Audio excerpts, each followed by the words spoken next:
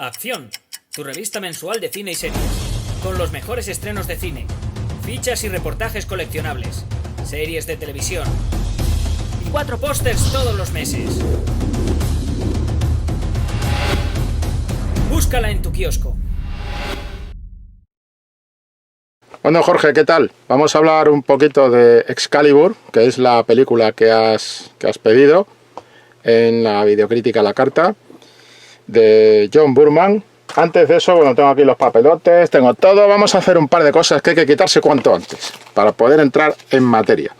Primero, aclarar a la gente que pueda ver este vídeo que esto es un vídeo de la revista Acción, que podéis conseguir en el kiosco, a la que os podéis suscribir también, que podéis pedir también a la redacción por correo, etcétera, y que todo esto lo tenéis por aquí abajo en los enlaces y demás.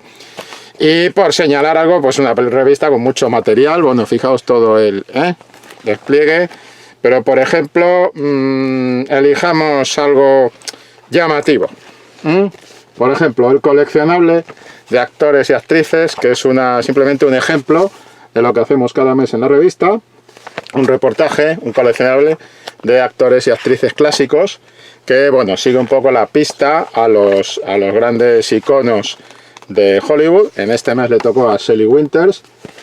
Y este es un número que no es el último que ha salido. El último que ha salido está dedicado a héroes. Este es el número dedicado a villanos.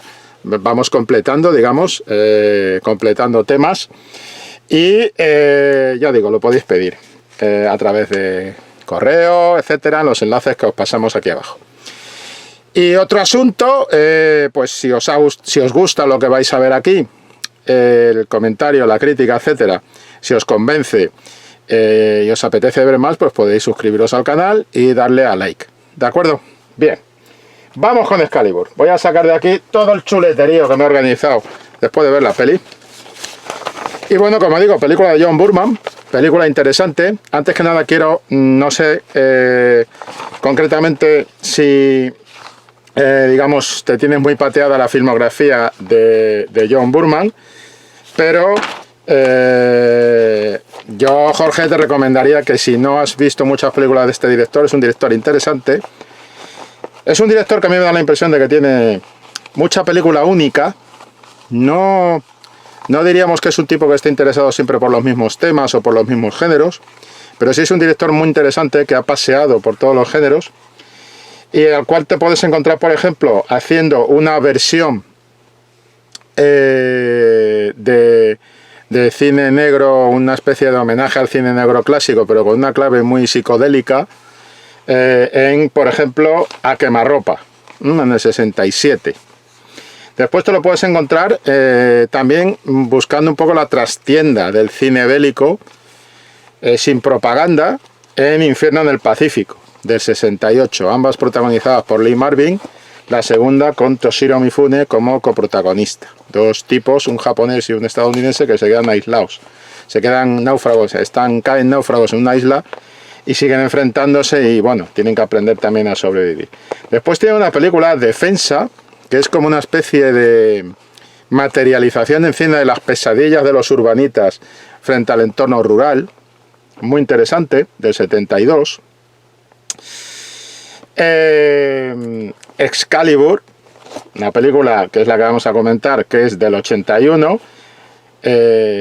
La Selva Esmeralda, que es también ver como la trastienda del género de aventuras, en el año 85. Esperanza y Gloria, una historia entroncada también con guerra, con el entorno bélico, en el 87. Y después tiene una película muy curiosa, que es El General, una película del 98. Tuvimos la oportunidad de entrevistarle para la revista Acción. Si eres lector de la revista, pues a lo mejor lo tienes en el coleccionable, lo tienes en tu colección de revistas. Hicimos una entrevista, es un tío muy amable, muy simpático, con pinta de muy buena gente, el amigo John Boorman. Y estuve hablando con él de esta película, ¿no? de General, una película que era pues también como mirar una trastienda del cine de gángster en entorno británico, basado en un personaje real además. Muy curiosa la película. Y bueno, o sea, un director que, como digo, ha recorrido varios géneros, y todas estas que te he comentado merece la pena que le eches un vistazo si te ha gustado o te ha interesado Excalibur, y verás que todas son distintas una de otra. Distintas a lo mejor no tanto en el lenguaje, porque en el lenguaje sí que yo creo que a Boorman hay que calificarle como autor claramente, y sí que se ve que hay una continuidad en sus claves de lenguaje y demás, pero que son con películas que tú las ves y dices, es que no tienen nada que ver temáticamente una con la otra. Es decir, era un tío muy activo, un tío muy interesado por muchas cosas y un hombre muy competente, y que además en un momento determinado se atreve, por ejemplo, con una película como Zardoz, 1974, protagonizada por Sean Connery, de la cual en cierto modo también retoma para Excalibur esta especie de armadura con el casco dorado que lleva el hijo de Arturo en la película. Pues es casi un guiño a una película que el director, que es Zardoz, una película de ciencia ficción bastante curiosa, un tanto fallida en cuanto a ritmo y demás en algunos momentos, pero que merece la pena recuperar por curiosidad. Y que, como Excalibur, en algunos aspectos no llegó a ser demasiado bien entendida en su momento, ¿no? Esa es una de sus rarezas como director. Y después tiene El Exorcista 2, El Hereje, que es una secuela del Exorcista absolutamente innecesaria, absolutamente, donde él hace lo que puede desde el punto de vista del lenguaje y demás y de dirección, pero que sí, no está justificada. O sea, no es que no fuera necesaria, es que era buscarle una secuela al Exorcista era puro oportunismo comercial por parte de los productores. Y también, ¿por qué no decirlo? Oye, pues apuntarse al barco por parte de Boorman, pues hay que comer, ¿no? O sea, que digamos que esta sería una de su talón de Aquiles, por decirlo así, ¿eh? El Exorcista 2, El Hereje, aunque no es mala, siempre y cuando no la comparemos, no la tengamos que poner, digamos, en el platillo de enfrente de El Exorcista de William Friedkin, que entonces pierde por goleada, por decirlo así. Y a pesar de que tiene por ahí a Richard Burton en una situación un poco, bueno, y hace una película completamente distinta al Exorcista, no tiene nada que ver con El Exorcista, intenta buscarle una personalidad, eso es algo que yo le aplaudo, pero digamos que no tiene materia para poder tirar adelante con ello. Volvamos a Excalibur. Vamos a contextualizar brevemente, muy brevemente, en qué momento nos encontramos. Como digo, es una película de 1981. Yo me he apuntado aquí la oferta que podía haber en lo que se refería a cine, vamos a llamarlo cine de fantasía, un tipo de cine que hay que... Me he quitado el azul pitufo este que tenía, el azul avatar, o azul pitufo si lo prefieres, tampoco nos tiremos del tirante. Azul pitufo me vale. Que tenía de la pantalla del ordenador. Y como digo, vamos a hacer un poco un recorrido por qué tenía el género fantástico en cine en los años 80, por ejemplo. Y por ejemplo tenemos una película, El Dragón del Lago de Fuego, también del 81, entretenida, pero que tampoco iba a hacer historia, por decirlo así, del género. Después tenemos Krull, que es una mezcla de fantasía y con algo de ciencia ficción muy rara y tal, del 83. Después tenemos Legend, de Ridley Scott, en el 85, que en algunos aspectos pues sí que está inspirada, es como un cuento de hadas, ¿no? Pero en cierto modo está inspirada, o de alguna manera hay ciertos ecos de Excalibur en ella. Después, que sería de todas estas que estamos diciendo la más. Después tendríamos, a ver, sí, Lady Halcón, pero bueno, Lady Halcón ya se sale completamente del tema, del 85, es una película con Michelle Pfeiffer y Roger Hauer. Pero bueno, por tocar el entorno este de caballeros y tal, ¿no? Y después, digamos que no tenemos, porque Willow, que claramente es, para mí, siempre ha representado un cierto saqueo del Señor de los Anillos por parte de George Lucas. Willow es una película, bueno, ya con más efectos y tal. Y si te das cuenta, ninguna de estas se acerca a la propuesta de Excalibur. Y era lo que se manejaba en fantasía en ese momento, en esa clave de fantasía heroica, por decirlo así, ¿no? que para mí hay que separarlo un poco de lo que es el género de espada y brujería, donde sí que nos encontramos, por ejemplo, Conan el Bárbaro en el 82, nos encontramos El Señor de las Bestias en el 82 también. Con Conan se genera toda una oleada de imitaciones de todo tipo, muchas italianas, etcétera, de las que no vamos a hablar aquí porque no corresponde, porque ya digo, estamos en el territorio más de espada y brujería. Y una de las más respetables dentro de esa onda pues sería Tigra, Hielo y Fuego del 83, una película de animación dirigida por Ralph Bakshi. Ralph Bakshi, que además en el 78 había rodado una versión incompleta de la trilogía, de las novelas de la trilogía del Señor de los Anillos de Tolkien, también en animación, El Señor de los Anillos Curiosa del 78, en dibujos animados, y que, bueno, pues en algunos aspectos era lo más cercano que se podía encontrar, digamos, a los entornos que nos va a sacar después John Boorman en su aproximación a Excalibur.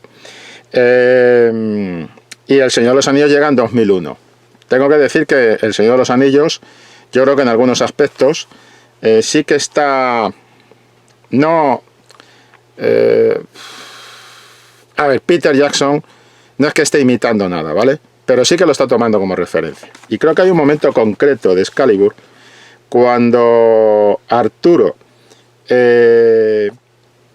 digamos que va a esta especie de menhires, de este grupo, de esta especie de templo, digamos, en el que habita lo que puede ser el eco que queda de Merlín entre los hombres, porque Merlín ya sabemos que se ha convertido, le convierte Morgana como en un sueño y tal. Hay un plano en el que vemos un primer plano de Arturo, ya avejentado y demás, ya maduro, en el cual pues le tenemos detrás, está sobre la piedra, está Merlín hablando con él, Merlín manifestándose como si fuera un sueño, y en ese momento concreto el tratamiento de la música que hace John Boorman, el tratamiento del color que está haciendo John Boorman, ya digo que esto es en el tercer acto, casi hacia el final, poco antes, unos momentos antes de la batalla final. Ese tratamiento que hace John Boorman creo que sí que está sirviendo como inspiración a algunas de las propuestas visuales de asociación con música e imagen que encontramos en El Señor de los Anillos de Peter Jackson. Muchos años después. Muchos años después. Entonces, quiero decir, hay una influencia de esta película, está claro, en cineastas. Sin embargo, es una película que no llega a ser del todo bien entendida por el público de la época. Es una película exigente en algunos aspectos. Tiene el tratamiento de la música, tiene una clave, es una película de algún modo adelantada a su tiempo. El tratamiento de la música es un tratamiento operístico. Tiempo después, Hans-Jürgen Sieberberg va a dirigir una película, un largometraje de unas cuantas horas, bastante más largo que Excalibur, adaptando Parsifal, y tiene un poco ese tratamiento operístico, ¿no? que planteamos, que plantea Boorman para la película, y que a lo mejor, pues en algunos momentos al espectador le puede producir la sensación de que hay cierto desnivel en cuanto a ritmo y demás. No fue una película muy bien entendida en una época en la que la fantasía era todo esto que te he estado leyendo. Es decir, las películas que se estrenaban en aquel momento iban por estos otros caminos, ¿no? Y Excalibur no, Excalibur se aparta de todas ellas, como en general hizo siempre el cine de John Boorman. Basta que te eches un vistazo a esas películas que te he dicho para entender que este director siempre tuvo una gran personalidad y que además siempre hacía la guerra por su cuenta y no necesariamente por el contexto o el entorno que le rodeaba, y eso se aplica también en Excalibur. Y lo que nos encontramos, bueno, en premios, por ejemplo, pues tuvo una cosecha muy parca. No es que sean los más importantes los premios, pero por ejemplo tuvo una cosecha parca. En los Oscar es nominada a la fotografía, que menos. La fotografía es esencial en la película, es una de las señas de identidad de esta película en muchísimos aspectos. Y desde el principio, es decir, desde ese momento, esa primera escena de la película, cuando después de los títulos encontramos esa imagen de los guerreros, esa especie de loma con un ligero contrapicado y tras ellos ese color como de fuego que parece perseguirlos, que a mí siempre me ha recordado mucho, hablaba antes del Señor de los Anillos, me ha recordado mucho a los Nazgûl del Señor de los Anillos, cuando aparece, la primera vez que aparecen los guerreros, los caballeros de Uther Pendragon, el padre de Arturo. Muy bien resuelto por Gabriel Byrne.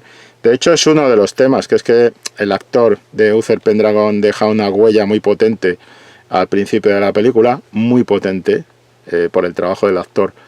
Hay que decir que Excalibur está muy bien pertrechada de actores, pero deja una huella muy potente que, en cierto modo, genera un pequeño lastre, ¿no?, para el arranque que puede tener Nigel Terrick después como Arturo al principio. Y cuando realmente tenemos un Arturo potente, completo y demás, lógicamente, también por decisión del director, tiene que ser al final. Cuando ya tenemos ese Arturo que ya se ha encontrado con su hijo,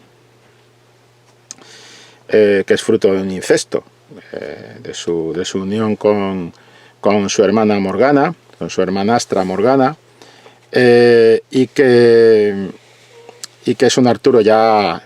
El encuentro que tiene con Ginebra en el convento, cuando Ginebra le devuelve la espada y demás, que es un momento también clave de la película, pues es un Arturo ya hecho, ya un Arturo completo, que es el Arturo que, de hecho, la película se basa en la obra de Malory y la muerte de Arturo.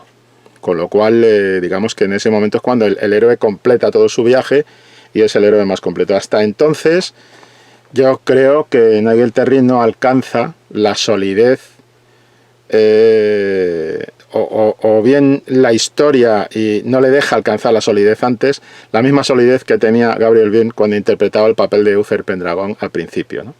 Esta especie de prólogo de la historia que acaba justo cuando Uther Pendragon clava la espada Excalibur en la roca. Entonces, quiero decir, no es fácil encontrar un camino de identificación sencillo con los personajes para el espectador, porque las partes potentes que además brillan por sí solos, la tenemos por ejemplo con Helen Mirren como Morgana. Cuando aparece ya digamos en la segunda parte casi de la película, y la aparición de Morgana con ese plano que vemos el primer rostro de Helen Mirren cuando se gira y es como si le diera a la espalda la boda en la que se están casando Arturo y Ginebra. Y es ese encuentro que tiene con Merlín. Y de repente nos damos cuenta claramente en esa secuencia que lo realmente interesante, lo que tiene chicha, y muchos novelistas han sabido ver esto. Novelistas de fantasía, incluso algún que otro novelista de ciencia ficción que ha incursionado en la fantasía para contar historias y tal. Quiero decir que hay mucha novela de esto. Han visto que lo interesante del asunto está en ese encuentro de Morgana con Merlín. Y de repente cuando tienes al Merlín de Nicole Williamson con la Morgana de Helen Mirren, aquello sube la película sube un montón de interés, y entonces digamos que todo lo que es el núcleo central del drama de Arturo, Lancelot y Ginebra queda como desvaído frente a la potencia que tiene el encuentro de Nicole Williamson con Morgana, la presentación de Morgana y demás. Y de hecho, si te das cuenta, todo el final, lo más interesante, Helen Mirren seguirá siendo, y solo aparece ya cuando creo que llevamos una hora de proyección, es cuando aparece Helen Mirren. Aunque es cierto que su personaje ha aparecido al principio, que es la niña, y ya en la propia aparición de la niña, Burman cuida mucho el personaje de Morgana desde el principio, y aunque represente un poco la parte oscura, la parte de venganza y demás, no deja, en cierto modo, de justificarnos. Hay que decir que Morgana está en la historia antes que Arturo, es significativo, es la niña, es su hermanastra, pero es su hermanastra mayor, es la hija del otro caballero con el que se enfrenta, el otro jefe de caballeros, de guerreros con el que se enfrenta Uther Pendragon, y de alguna manera es testigo con ese intercambio de miradas entre Gabriel Byrne y la niña, una niña que está detrás de una especie de red, de cortina red, que lo ve todo. Es decir, ella puede ver lo que su madre no ve, que es que ese no es su padre, que es otra persona, que es otro individuo. Eso que la niña ve, con esa mirada que intercambia Gabriel Byrne con Morgana, con la pequeña Morgana, digamos, es un poco la clave, ¿no? Porque también cuando Morgana acuda a acostarse con su hermano para tener ese hijo fruto del incesto y demás, que ella quiere que se convierta en un dios, en un rey, en un dios, va a utilizar esa misma superchería del cambio, de confundir a Arturo, ¿no? Y hacerle creer que en realidad es Ginebra cuando en realidad es su hermana. Se lo dirá después de que hayan copulado y entonces le dirá, podría matarte ahora, pero no te mato porque quiero que veas a tu hijo reinar, arrancándote un poco la corona, por decirlo así, ¿no? Entonces es la misma superchería, el mismo engaño el que se practica, y es interesante como por ejemplo el personaje de Helen Mirren va a estar muy definido por ese montaje en paralelo que hay al principio de la película, por en ese prólogo protagonizado por Gabriel Byrne como Uther Pendragon, en el cual Boorman hace un paralelo entre la muerte del padre de Morgana, de Cornwall, mientras que él está agonizando, Uther, robándole su aspecto, está fornicando con su mujer, y de esa cópula va a surgir el protagonista de la historia, que es Arturo, ¿no? Y entonces Morgana siempre va a estar unida a esa idea de sexo y muerte, ¿no? Del sexo mezclado con la muerte, que arranca la película, que da lugar al protagonista, al héroe de la historia, que es Arturo, y que de alguna manera va a dar lugar también a lo que va a ser el antagonista de ese héroe, que es su hijo, fruto de su relación incestuosa, engañado con Morgana. Entonces, todo esto es tan interesante que al final lo de los cuernos de Lancelot con Ginebra se queda un poquito como deslucido, ¿no? Porque lo otro es mucho más interesante que esto, ¿no? Que esto de los ataques de cuernos, y esa idea de Adán y Eva, un poco de Eva como la que introduce el pecado, es decir, Ginebra como Eva introduciendo el pecado, esa imagen que hay de Lancelot y Ginebra desnudos en el bosque justo con la espada en el centro, que es el momento en lo que se dice, en el que Lancelot dice lo de el rey sin espada y la tierra sin rey.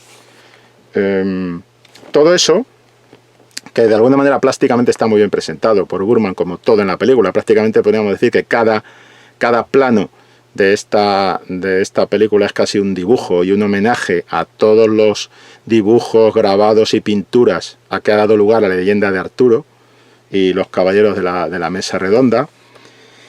Pues digamos que aunque tenga esa capacidad plástica para seducir, pues en cuanto a contenido, temáticamente y demás, no neguemos que la parte más oscura es siempre la más atractiva, ¿no? Y es la que envuelve.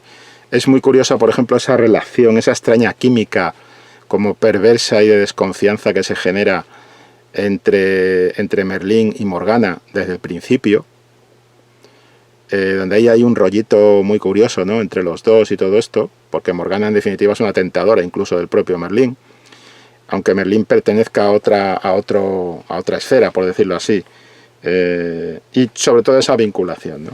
Una vinculación del sexo y la muerte que está muy bien presentada también para mí uno de los planos que más me gustan de la película, en ese prólogo con Uther Pendragon, cuando están en la fiesta, en esa especie de celebración de la alianza entre Uther y el padre de Morgana, y la madre de Morgana está bailando, y de alguna manera ella está, cuando la figura de ella que gira, y hay una media luna con Uther justo, digamos, en la esquina inferior izquierda del plano, adquiriendo un notable protagonismo y con una vinculación, trazando la diagonal con el personaje de ella que gira.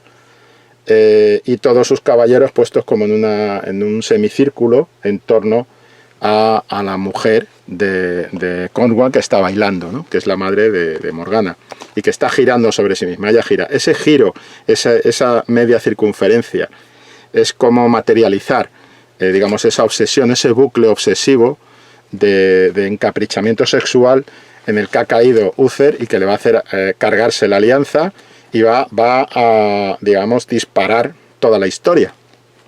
Porque es cuando se produce, digamos, ese encaprichamiento, es el que da lugar a esa suplantación de personalidad, que está muy bien trabajada. A mí me gusta mucho por lo que es cómo trabaja. Hay que decir que lo bien que trabaja John Boorman, con una economía absoluta, la película. Y creo que uno de los planos que lo materializa, una de las secuencias que lo materializa, es la secuencia en la que vemos cómo, después de invocar al dragón, Merlín, esa niebla, Merlín le va animando a Uther a que atraviese sobre las aguas, llevado por su pasión, sostenido por su pasión, como le dice, y le grita: avanza Merlín, avanza, Merlín le grita a Uther Pendragón: avanza, sigue adelante y tal, y vemos, y transfórmate, y cuando le dice transfórmate, lo bien que resuelve Boorman eso, sin caer en ningún tipo de herramienta de efectos visuales por ordenador, que en aquel momento no existía, simplemente con un cambio de la máscara, con un cambio de la máscara que lleva en el casco, en el yelmo.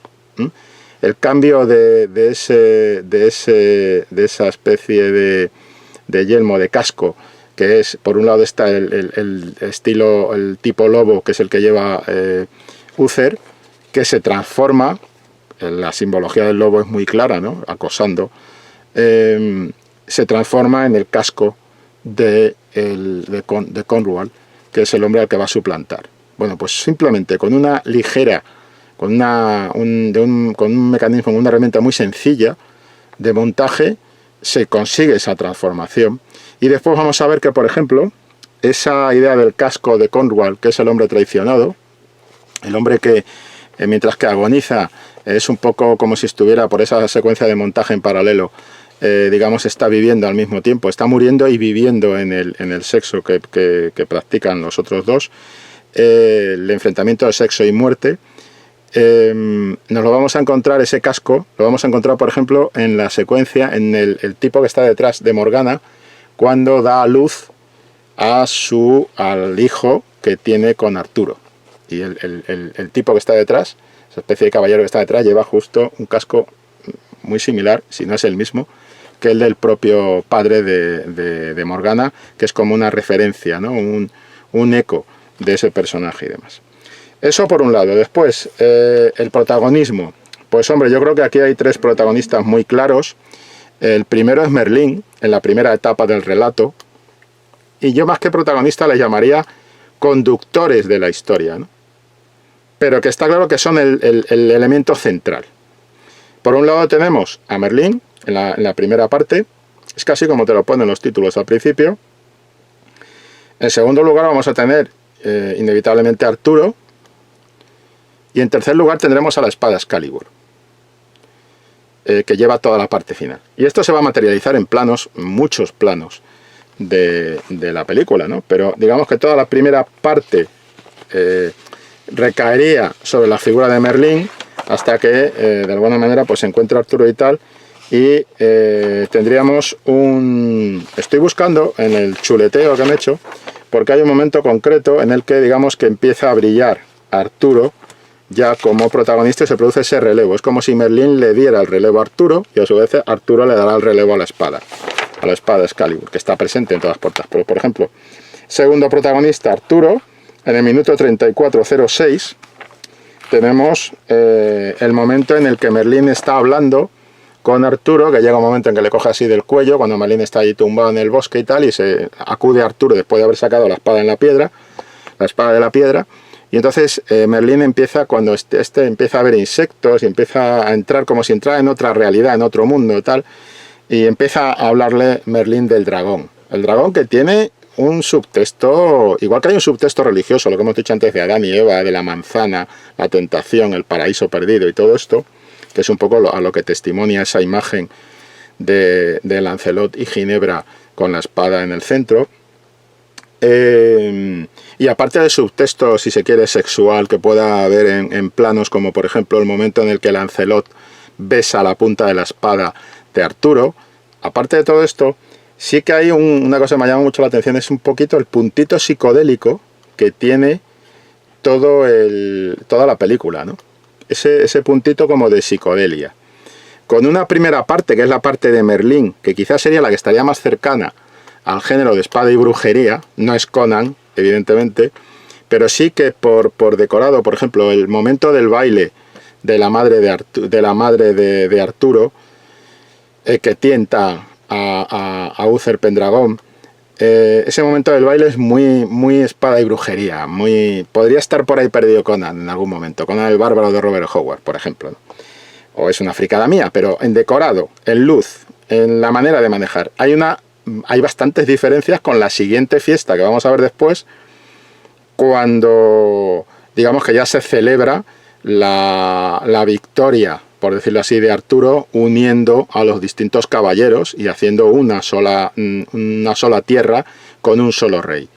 Y ahí pues se produce otra vez otro baile de Ginebra y Arturo hablando con Merlín y tal, ¿no? Esas dos diferencias.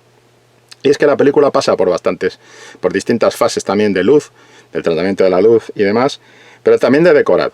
Porque, por ejemplo, en esa primera parte, cuando Merlín se lleva al niño, Arturo, que es un poco el precio que le ha pedido a Uther para que pudiera yacer tener el encuentro sexual con la madre de Arturo, haciéndose pasar por su marido, ese juego, digamos, visual, es muy interesante porque hay un momento de anticipación, hay un plano donde vemos en primer término como dos leones, dos figuras como de leones, o sea, una especie de figura mitológica talladas en una columna en primer término del plano, y vemos al fondo una puerta. Ese plano en ese momento es simplemente ese plano vacío. Después, que es muy Conan el bárbaro, muy espada y brujería, después nos vamos a encontrar que es justo por ese plano, por ese mismo escenario por donde pasa Merlín cuando se lleva al niño camino de la puerta, ¿no?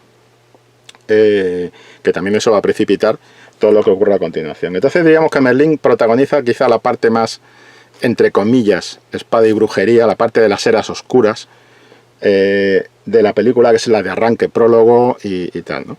Y después tenemos a Arturo protagonizando la parte más, vamos a decirlo así, optimista, la parte como de triunfo del ideal caballeresco, que es todo lo que atañe a Camelot y demás. Y esa parte empezaría con ese segundo protagonista, que sería Arturo, justo en el minuto 34, cuando están en el bosque y de repente Merlín empieza a hablarle del dragón nos rodea, el dragón lo es todo y tal y cual, ¿no? Y entonces el otro está teniendo como una especie de sueño, acaba dormido casi en el hombro de Merlín, y es como si tuviera una especie de flipada psicodélica muy curiosa. O sea, uno diría que aquí valdría esa especie de metáfora del dragón como, por decirlo así, sustancia psicodélica, sustancia psicotrópica, perdón, mejor dicho, ¿no? El dragón como droga o como algo parecido a la droga, opio, llámalo X.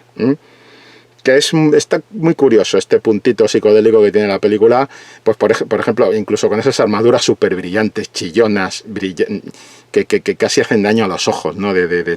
Parece que llevaran una pila puesta o algo así, ¿no? Y estuvieran todo el rato brillando, en fin. Un rollito, ahí entra la historia en un rollo. Hay un plano con el que después sabemos que es Percival, pero entonces no lo sabemos, que es este muchacho que se encuentra en el bosque Lancelot y que le caza un conejo y tal, y quiere irse de escudero con él y todo esto, cuando entra en Camelot, que es nuestra manera de meternos, o sea, es la manera en la que Burman nos mete como espectadores en Camelot, con esa figura desconocida de un tipo claramente del pueblo, que después nos enteramos que es Percival, y que entra en ese reino dorado que es Camelot, ¿no? Y hay una imagen también muy psicotrópica, que es esa en la que el tipo mira todo un poco ese laboratorio que tiene montado allí, esa especie de laboratorio químico que tiene montado el cachondo de Merlín en Camelot, y de repente se acerca a una especie de lupa gigante y lo vemos como con toda la cara como deformada, ¿no? Acercándose y tal, y después viene el plano, que es el plano que nos muestra la tabla redonda con todos los caballeros y permite que nosotros seamos testigos de esa tabla redonda, utilizando el personaje de ese muchacho como puente para ver ese momento mítico, ¿no? De los caballeros sentándose en la mesa. Está muy trabajada la película, obviamente, y tal. Bueno, pues la segunda parte, el segundo protagonista sería Arturo, y arrancaría con ese momento en el bosque en que le coge así Merlín y empieza a soltar la chapa del dragón y tal. El dragón, no sé si se han fumado algo, no sé si es asunto opio, no sé si es psicodelia o es psicotrópico o qué, pero bueno, la metáfora del dragón, que le pregunten a Jefferson Starship y a Jefferson Airplane sobre todo esto del dragón y lo que supone el dragón, ¿no? Pero bueno, tiene ese puntito de psicodelia un poco como psicotrópica la película, que está muy bien y que empieza ahí a tope. Y después la tercera parte, que sería la entrada del tercer protagonista, que es la espada. Después de que se siembre la discordia, en otro plano que me gusta mucho, que es cuando Arturo pregunta ¿dónde se esconde el mal? En mi reino. Y vemos a Merlín al final, en el centro del plano. Después vemos a Morgana, un poco más por debajo de Merlín, ocupando toda la parte central del plano. Y tenemos aquí a Gawain, que es el que va a cantar y va a decir: es que me parece que te están poniendo los cuernos, muchacho. Y el que va a generar un poco la discordia que va sembrando Morgana, ¿no? Para destruir el reino de su hermanastro. Y lo curioso, bueno, lo que decíamos antes, la unión Morgana-Merlín es muy curioso, como en muchos planos vemos a Merlín en primer término y está Morgana detrás, siempre como siempre está circulando, ¿no? Como en un segundo término, como influyendo un poco en todo lo que ocurre, ¿no? Pues vamos a ver la tercera, que sería la entrada ya de la espada como protagonista. El protagonismo de Excalibur entraría en el tercer acto y lo tendríamos en el minuto, cuando lleva 1 hora y 32 y 12 segundos. Ahí es la idea del rey sin espada, la tierra sin rey, lo que he dicho antes. Después de ese momento, ese plano de Adán y Eva con la espada en medio, de Ginebra y Lancelot desnudos, y la pérdida del paraíso terrenal, de todo ese paraíso psicotrópico del que estábamos hablando antes. Ahí es cuando la espada empieza a convertirse en elemento central, ¿no? de protagonismo conductor de la historia, ¿no? Y eso, pues evidentemente va marcando distintas fases también del relato. Al final se produce algo muy interesante, que es como un retorno a las edades oscuras de las que se hablaba al principio, y eso se tiene que materializar y se materializa en el tratamiento de fotografía y demás. Y bueno, y el juego que tenemos con todas las referencias múltiples que tiene la película, ¿no? Y que, como digo, pues es una película muy rica en cuanto a referencias.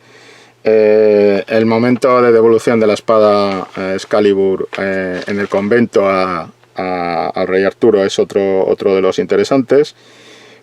Y esa influencia que decía del Señor de los Anillos, me refería a un plano que lo he cazado aquí ahora, que lo tenía apuntado, es cuando llevamos ya 2 horas y 1 minuto y 42 segundos. El tratamiento de música y también la imagen ahí a mí me ha recordado mucho lo que va a hacer después, años después, Peter Jackson en El Señor de los Anillos. O sea que yo sí que creo que hay una cierta influencia, ¿no? Como digo, película no del todo bien entendida por mucha gente, incluido yo cuando la vi de adolescente. En su momento, en el momento de su estreno, yo me incluyo, no tengo ningún problema, hay que aceptar las cosas como son. Tampoco yo no era crítico en aquel momento, ni probablemente tenía la formación adecuada para ver esta película con unos ojos un poquito más interesados en lo que estaba ocurriendo allí. Y yo iba al cine a entretenerme con mis colegas y demás, y tampoco me complicaba mucho la vida, ¿no? Y es una película que en su momento pudo superar al público de su época, que quizá pensaba que estas 2 horas y 17 minutos de metraje real, porque después están los créditos, ¿no? Pero que estas 2 horas y 17 minutos de Excalibur de metraje real, pues que podían ser quizá un poquito, como que se hicieran un poco pesadas, ¿no? Sobre todo porque hay una cosa, hablaba antes de la economía, en lo del cambio en la metamorfosis, ¿no? de Uther Pendragon. Y quiero cerrar un poco el comentario, muy interesante cómo aborda la épica, sin hacer épica, sin intentar hacer épica, pero cómo aborda la clave épica, como una épica en el barro, una épica deslucida. O sea, realmente no podríamos decir que es una épica. De hecho, creo que John Boorman, y por eso quizá hubo cierto desencuentro con el público de la época, reniega de la épica en esta película. Y John Boorman busca, quizá en parte también porque hay un presupuesto y él no se puede hacer El Señor de los Anillos, ¿vale? Pero cuando hay escenas de batallas, o por ejemplo en el primer torneo que vemos, John Boorman hace una cosa que a mí me ha gustado mucho, y es cómo modifica la idea que tenemos de los torneos al estilo Hollywood, Ivanhoe y todo esto, ¿no? Incluso en la propia novela histórica, de Ivanhoe, ¿no? Esa idealización del torneo, ¿no? Que después va a estar en broma, pero va a estar también, en cierto modo, homenajeada en Destino de Caballero, por ejemplo, ¿no? Con Heath Ledger. Esa idea del torneo como un momento mítico de creación de héroes y tal. ¿Cómo te pone el primer torneo John Boorman, ¿no? Y están ahí todos pegándose con pala de mala manera y demás. O por ejemplo el asalto al castillo del personaje de Patrick Stewart, donde va a encontrarse la hija del personaje, que es Ginebra, ¿no? La manera en la que de alguna manera Arturo gana esa batalla es significativa, porque digamos que ese castillo asediado que va a rescatar a Arturo, tirando las torres estas de asalto y tal, primero te muestra la batalla como entre barro, sucia, es lo más alejado posible, por ejemplo, de la batalla del abismo de Helm, en El Señor de los Anillos, en la segunda parte, en la segunda película del Señor de los Anillos.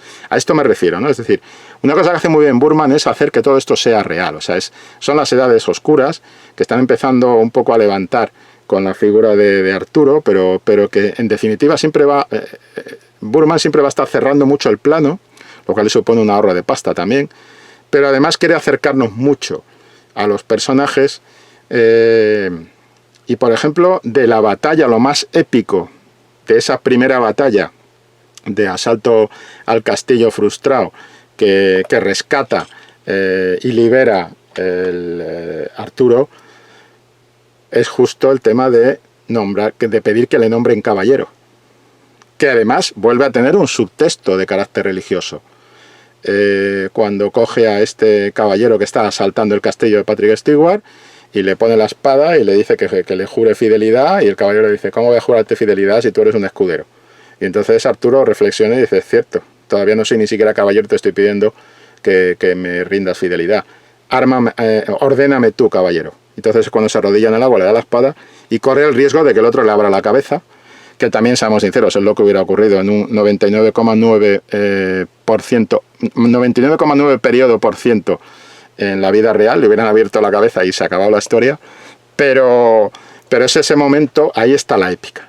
Y como digo, tiene un subtexto que inevitablemente tienes que pensar en Jesucristo y San Juan Bautista, porque hay un tema de bautismo cuando arman caballero a Arturo, ¿no? Siempre está esa segunda lectura por ahí perdida, ¿no?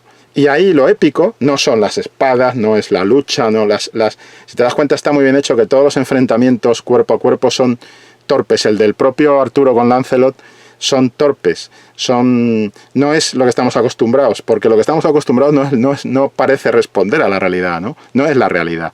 Es como en los duelos del oeste, ¿no? Que todos desenfunden rápidamente y matan a 7 casi sin apretar el gatillo.